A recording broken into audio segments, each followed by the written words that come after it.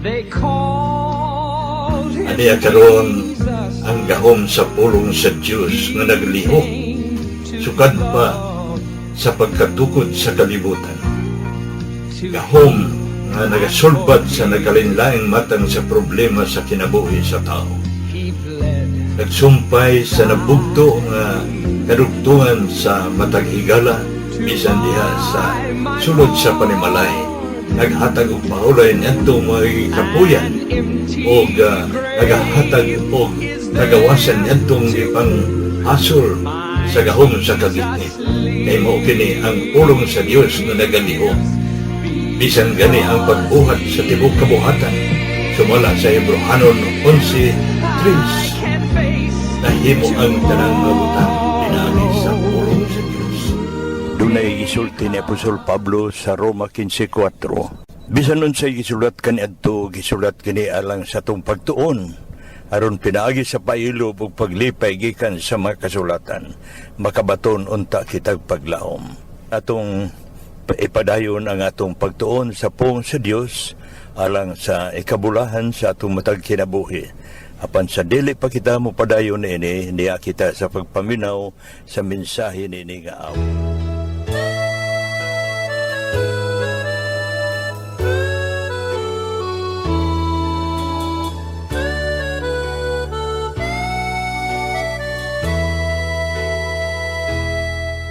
Sa kinabuhi ta, muabot ang kaluya, kalaay ka bala ka batiun ta.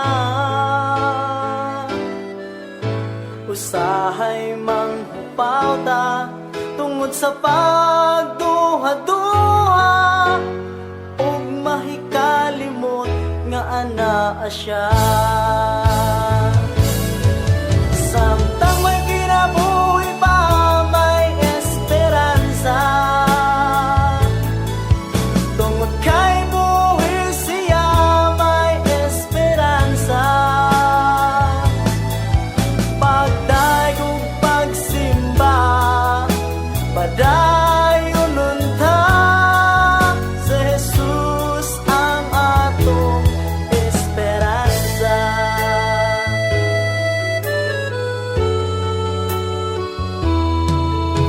Bisan asa kita niining kalibutana, kalaay ka bala ka masugatan ta. Muabot ang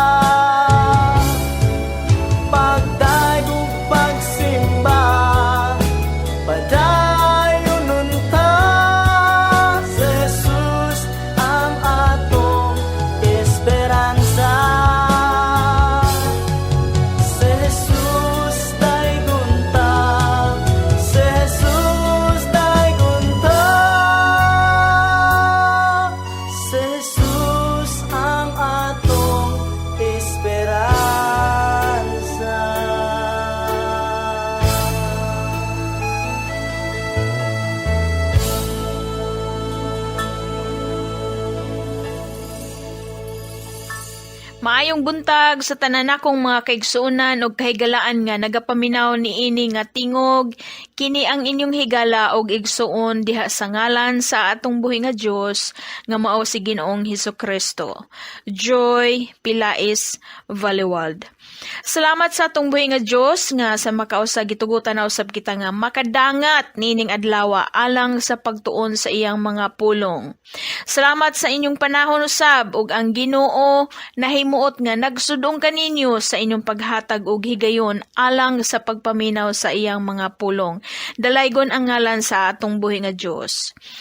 Alang sa atong pagtuon, ani kita karon sa Lucas kapitulo 8 versikulo 40 ngadto sa 56. Luke chapter 8 verses 40 to 56. Maluluyon nga pag-ayo. Unsaon nato sa pagpakita og kahingawa ug kaluoy sa mga nabugatan ug sa mga nagantos sa kasakit.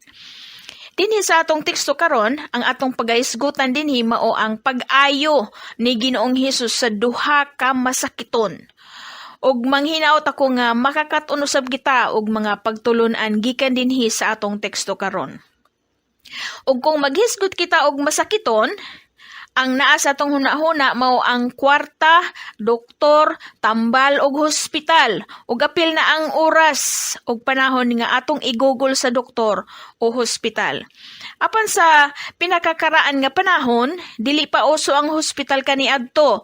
Kasagaran kaniadto nga ang doktor ipatawag o apason sa tagtungod pinaagi og sulugoon o membro sa pamilya aron nga bisitahon ug tambalan ang masakiton sa balay mismo sa pasyente.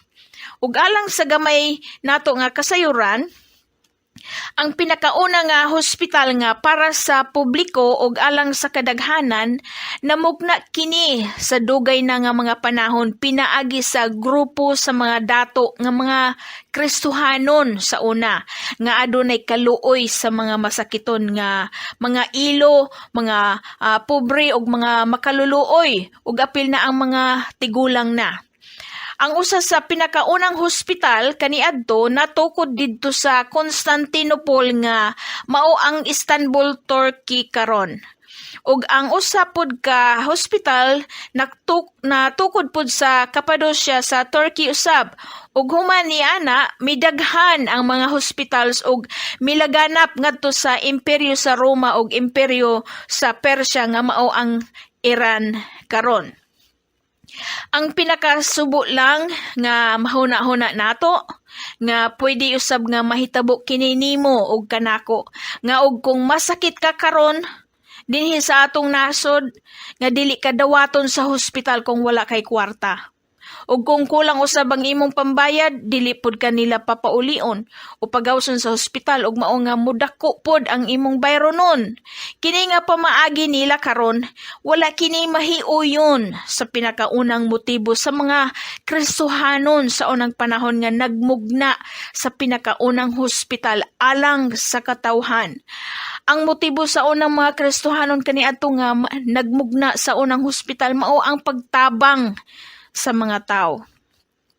So dinhi sa kapitulo 8 sa Ebanghelyo ni Lucas, ang kahimtang dinhi medyo busy si Ginoong Hesus dinhing higayon na sa paglangyaw ug sa pagpang-ayo sa mga masakiton ug nga ang mga tao nagsige pod og sunod-sunod ni Ginoong Hesus bisan asa siya moadto. Ug kanunay usab sila nga mag-abang o magpaabot kung kanus ang makalabay og makabisita na usab si Ginoong Hesus sa ilang dapit o lungsod. Kini nga higayuna, si Ginoong Hesus mipauli siya gikan sa iyang paglangyaw gikan sa pikas nga bahin sa lawa sa Galilea ug gikan sa iyang pagpanudlo sa pagpang-ayo og mga masakiton. Ug samtang nga naglakaw si Ginoong Hesus, adunay usa ka tawo nga ginganlan og Jairo ug nga mingduol kaniya ug nagpakiluoy nga unta lagi kuno. ug kung mahimo mobisita si Ginoong Hesus dito sa iyang balay, kay ang iyang 12 anyos nga bugtong nga anak nga babae adunay sakit ug nga luya na kaayo ug basin nga mabugtuan na kini og gininhawa. Ug sa diha nga samtang naglakaw si Ginoong Hesus padulong sa balay ni Jairo, taliwala sa daghan nga mga tawo nga nagpunsisok kay lagi silang tanan nagsunod-sunod kang Ginoong Hesus. Aduna usab usa ka babae nga ginatalinugan nga nagsunod ug naningkamot usab nga makaduol bisan na lamang og sa likod ra dapit ni Ginoong Hesus. Ug sa diha nga nahikapan sa babae nga ginatalinugan ang sidsid sa biste ni Ginoong Hesus sa likod. Ug kay imbes nga nagdali lagi sila Jairo ug si Ginoong Hesus kay lagi himalatyo na ang bata nga 12 anyos nga babae ug kini nga babae nga ginatalinugan nakalangan na hinuon nila. Ug nga nabalaka si Jairo sa iyang bugtong anak nga babae.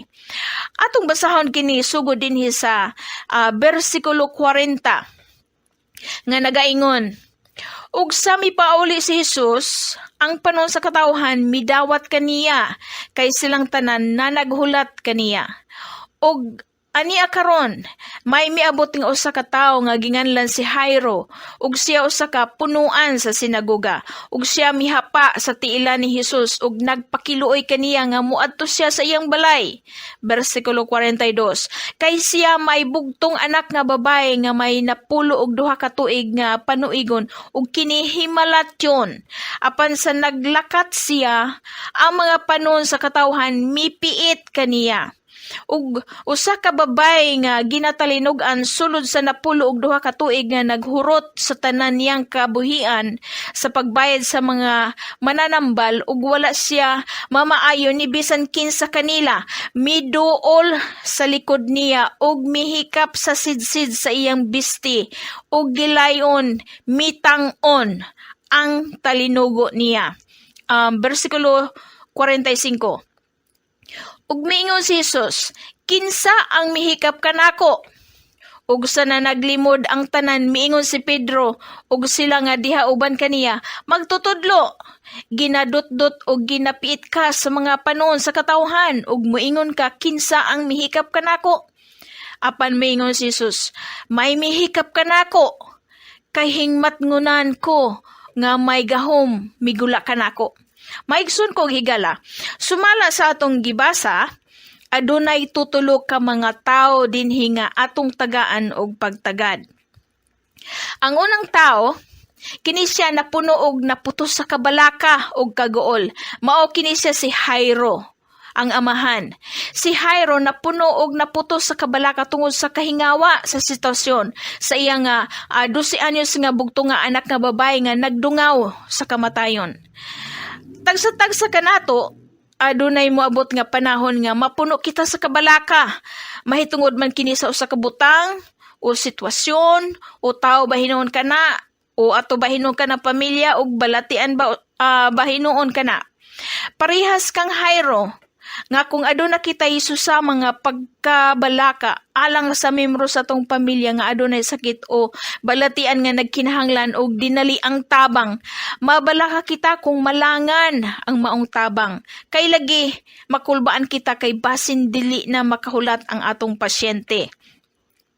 Sama sa akong gisulti kaganina nga subo pamalandungon nga aduna kitay mga hospital ug mga doktor karon nga dili nila dayon atimanon ug dili nila dayon tambalan ang maong pasyente kung dili sila makakita og kwarta. Pahulaton usa ang mga pasyente o ang pasyente sa daplin ug labay-labayan ra kini sa mga nurses ug doctors hangtod nga mabawian og kinabuhi ang maong pasyente. Si Ginoong Hesus nalangan sa iyang pagbisita sa 12 anyos nga anak ni Jairo nga nagdungaw sa kamatayon tungod ra pod sa usa ka masakiton usab nga babae nga lingkawat og hikap sa likod sa biste ni Ginoong Hesus. Si Ginoong Hesus mihunong ug nangutana kung kinsa kadtong ning hikap sa iyang sidsid. Ug tungod niini nga ninghunong si Ginoong Hesus atong mahulagway ang pagkadakong kabalaka ug kaguol ang gibati ni Jairo alang sa iyang bugtong nga anak nga babae nga nagdungaw sa kamatayon. Unya, nalangan pa jud ni Ginoong Hesus. Atong mahulagway nga nagsagol ang kabalaka ug kapungot nga giluom ni Jairo tungod sa panghitabo nga adunay nakalangan kang Ginoong Hesus. Og tinuod jud nga bisan wala pa sila makaabot sa balay ni Jairo, patay na ang iyang anak nga babay, wala na kini makahulat pa. Ang bersikulo 49 nagingon atong basahon, samtang nagsulti pa siya, may usa nga miabot gikan sa balay sa punuan sa sinagoga nga mao si Jairo nga nagaingon, patay na ang imong anak nga babay, ayaw na pagbudlaya ang magtutudlo. Buot pasabot dili na kuno kinahanglan nga mobisita pa si Ginoong Hesus kay patay na ang bata. Ug ang bersikulo 50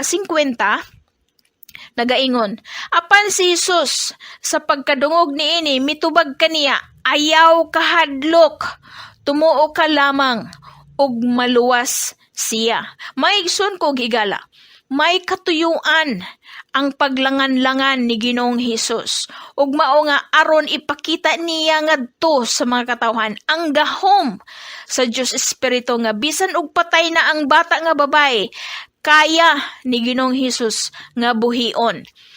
Ang bersikulo 51 nagaingon, ug sa misulod siya sa balay, wala niya pasud labisan kinsa gawas kang Pedro ug kang Juan ug kang Jacobo ug ang amahan ug ang inahan sa dalaga.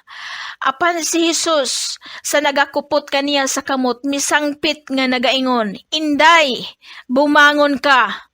Ug ang iyang espiritu miuli ug mitindog siya gilayon ug nagasugo si Hesus nga hatagan kini siya og pagkaon. Sa panahon nga ana kitay pangayoon sa Ginoo, kasagaran dili kita makadawat sa tubag ug kasulbaran diha dayon. Tungod kay adunay lain nga katuyuan o plano ang Ginoo alang kanato ug alang usab sa uban. Mas nasayod ang Ginoo kanato kung unsay angay alang kanato. O kasagaran, dili kita makaila o dili kita makakita sa tubag sa Ginoo tungod kay napuno kita sa kabalaka sa sitwasyon o kaguol. Apan, atong hinumduman nga ang pamaagi sa Ginoo hingpit. Ang iyang mga pulong inulay. Ang Ginoo mao ang taming sa tanan nga mudangop kaniya. Sumala dito sa libro sa Salmo Kapitulo 18, versikulo 30. Ang ikaduhang tao, mao kini ang babae nga ginatalinugan sulod sa 12 ka tuig. Ang babae nga ginatalinugan sulod sa 12 ka tuig, naningkamot siya nga itago niya ang iyang sakit tungod sa kaulaw. Ug nga bisan unsa nga pamaagi nga iyang gibuhat, wala siya nakakaplag og kaayuhan. Sumala dinhi sa libro ni Lucas Kapitulo 8, ang babaeng ginatalinugan nag-antos siya sa sulod sa 12 ka tuig. Tanan niyang bahandi og panginabuhi napuo tungod sa pagbayad sa doktor alang sa iyang balatian, apan walay kaayuhan og kasulbaran. Ang iyang sakit nga talinugo o bleeding sa English, nakaut-ut sa iyang kalipay ug pagkatao nga nahimo siyang miserable ug mao nga iya lang kini nga gitago o gidaladala tungod sa kaulaw sa iyang sakit. Adunay mga tao karon nga adunay balatian nga gidaladala lang. Ang uban mahadlok nga moduol og doktor. Ang uban usab nadaog sa kawadon kay lagi wala daw kwarta nga ikabayad sa doktor ug walay ikapalit og tambal. Ang uban usab sila ra mismo ang silang kaugalingon ang magdoktor-doktor sa ilang sakit kay madala-dala raman sa paracetamol o penicillin o tayhop-tayhop kuno. Pwede ra pud kuno sa nilaga nga gabon. Ang uban usab mo ingon nga pwede ra kuno nga magtuob. Dili man daw tanan kining akong gipanulti. Ug adunay mga tawo nga sama sa babaeng ginatalinog-an nga dili sila gusto nga masayran sa mga tawo o sa pamilya nga aduna sila gidala-dala nga sakit kay dili sila gusto nga masayran ang ilang nabuhat nga sala o kaluyahon nga mao ang hinungdan sa ilang balatian. Maningkamot sila nga normal lang sila atubangan sa kadaghanan apan aduna day sila'y balatian nga giantos sa lawas. Ang dangatan mao nga maulahina ang tanan. Ang babaeng ginatalinog-an naningkamot nga dili mahibal-an sa mga tao ang iyang makauulaw nga sakit ug mao nga naningkamot siya nga sa iya pod nga hunahuna nga dili kuno siya mabulgar kung sa likod lang sa sidsid sa bisin ni Ginoong Hesus makahikap. Apan nasayop siya, wala siya makalikay. Nasayop ang babae sa iyang pamaagi tungod kay nakahimatngon si Ginoong Hesus sa iyang paghikap sa sidsid. Nakahimatngon si Ginoong Hesus tungod kay may gahom nga minggula gikan kaniya. Ang bersikulo 47 nagaingon, og sa pagkakita sa babae nga wala siya masalipdi, miduol siya nga nagkurog ug sa nagahapa sa atubangan ni Hesus, nag-asoy sa atubangan sa tanang katawhan sa hinungdan sa iyang paghikap kaniya ug naunsa nga naayo siya gilayon. Bersikulo 48, ug si Hesus mingon sa babae, "Anak, ang imong pagtuo nagluwas kanimo, lumakaw ka sa pakigdait." Simple lang ang pag-ayo ni Ginoong Hesus sa babaeng ginatalinog-an. Ug ang babae na ayo siya pinaagi sa pagduol niya kang Ginoong Hesus. Uban ang pagtuo. Gihatagan ni Ginoong Hesus og pagtagad ang buhat og pagtuo sa babaeng ginatalinog-an. Ug mao nga gisulti ni Ginoong Hesus dito sa Mateo kapitulo 11 bersikulo 28 nagaingon siya nga umari ka nako kamong tanan nga gikapuyan ug ibugatan ug papahulayon ko kamo. Si Ginoong Hesus mao ang atong kapahulayan ug kaayuhan. Ang ikatulong tao mao kini si Ginoong Hesus. Atong mahuna-huna nga si Ginoong Hesus nakasinati usab siya og kakapoy. Kakapoy uban ang pagkaluoy sa mga tawo nga nagkinahanglan sa iyang tabang og kaayuhan ug kagawasan ug kasulbaran sa mga problema. Dinhi sa libro sa Lucas atong makita dinhi nga gipamuhat ni Ginoong Hesus og nga bisan asa siya moadto ang mga tawo magpunsisok aron lamang nga makaduol kaniya. Ang uban magdala og masakiton o tabuon siya sa panon nga ana ay dalang masakiton, ang mga buta og bakol magsinggit-singgit nga unta makaduol usab si Ginoong Hesus ngadto kanila. And of course aduna po tingali mga tao nga mangayo ni Ginoong Hesus og pagkaon o kwarta ug wala lang siguro kini mahisulat sa Bible apan posible pod ni nga mapanghitabo. Og lain usab katong kakapoy nga na sinati ni Hesus batok sa mga relihiyosong mga tao nga mga eskriba og parisiyo mga pari nga nagsige pud og supak-supak ni Ginoong Hesus sa pagpangita og sayop sa iyang pagpanudlo. Kini ang kakapoy alang sa panghuna-huna og pagbati ni Ginoong Hesus. Nasinati ni Ginoong Hesus ang kakapoy sa lawas apan sige lang kay tungod sa iyang kahingawa ug kaluoy sa katawhan. Iyang gibuhat ang mando sa amahan sa langit ug mao nga gihatagan si Ginoong Hesus og kagahom ug dungog sa amahan ug uban sa gahom sa balaan nga espiritu ug nga tanan niya nga gipamuhat adunay kahimuan nga mga milagro. Susama sa mga pastor nga bation sila og kakapoy sa lawas ug sa panghunahuna ilabi na kung ang mga membro sa church magpabadlong. Sakit og bation sa pastor kung adunay membro nga kanunay mangita og sayop sa kang bisan kinsa og sa kung bisan unsa sulod sa iglesia. Bation og kakapoy sa lawas ang pastor sa panghuna-huna sa pag-atiman sa kadaghan nga buluhaton sulod og gawas sa iglesia. Sama usab sa mga nurses ug doctors sa hospital nga bation sila og kakapoy Ilabi na kung masupilon o reklamador ang ilang mga pasyente. Ilabi na sa panahon sa pandemic, adunay mga doktor ug nurses nga nagpakamatay tungod sa epekto sa kakapoy sa tibok nilang pagkatao ug epekto na usab sa maong virus. Ang kakapoy sa panghuna-huna makakapoy sa tibok parte sa lawas, mao nga ang uban nga dili na makaantos magpakamatay na lamang. Mga igsoon ko higala, dinhi sa atong gitun-an karon, asa man ka dinhi sa tutulo ka mga tao. Ikaw ba si Jairo nga napuno sa kabalaka og sa kaguol? Si Jairo napuno og naputos sa kabalaka tungod sa kahingawa niya sa sitwasyon sa iyang 12 anyos nga bugto nga anak nga babae nga nagdungaw sa kamatayon.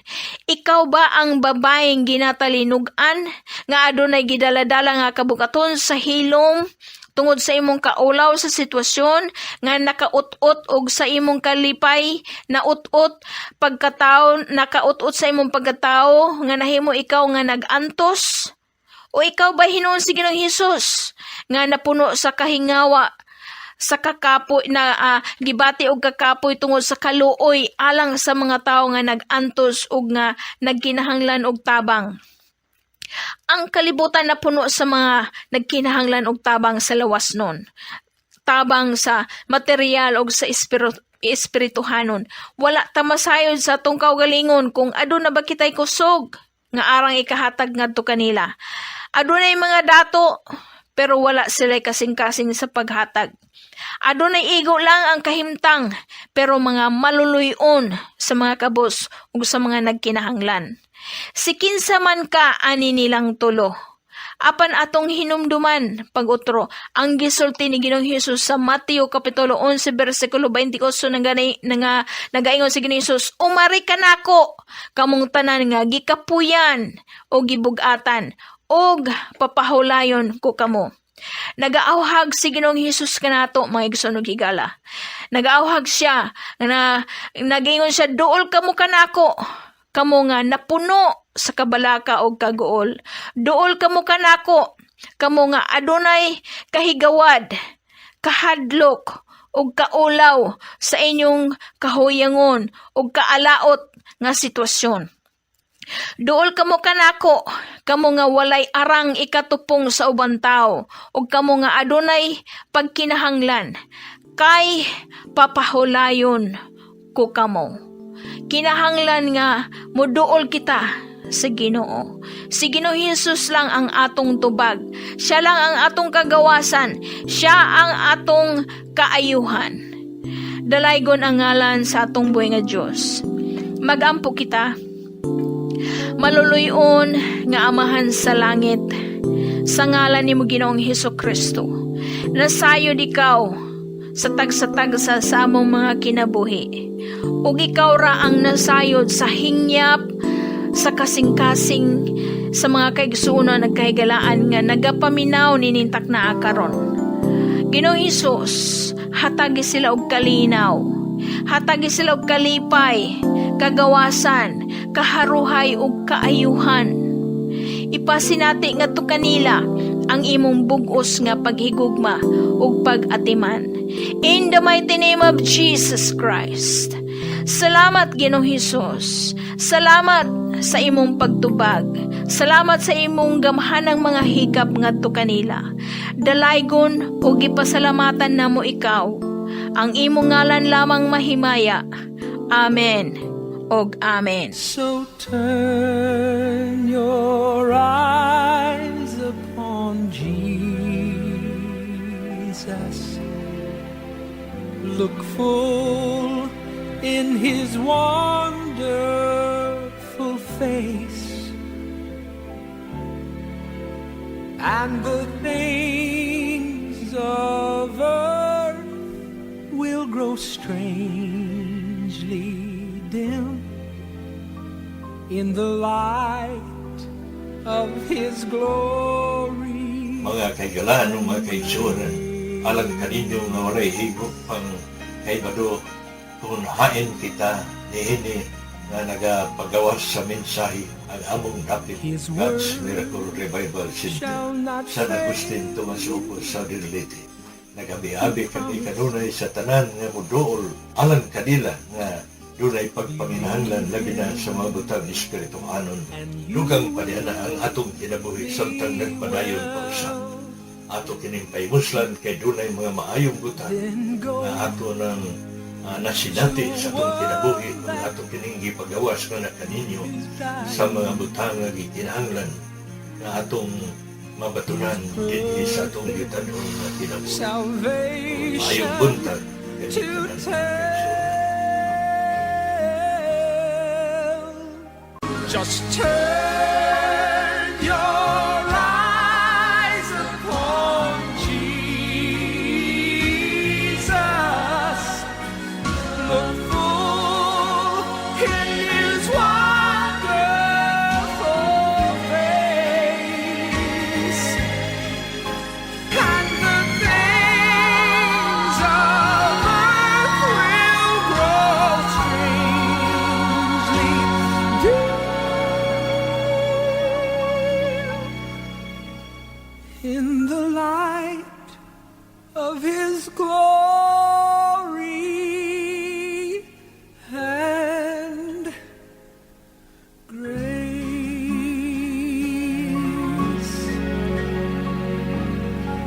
Jesus.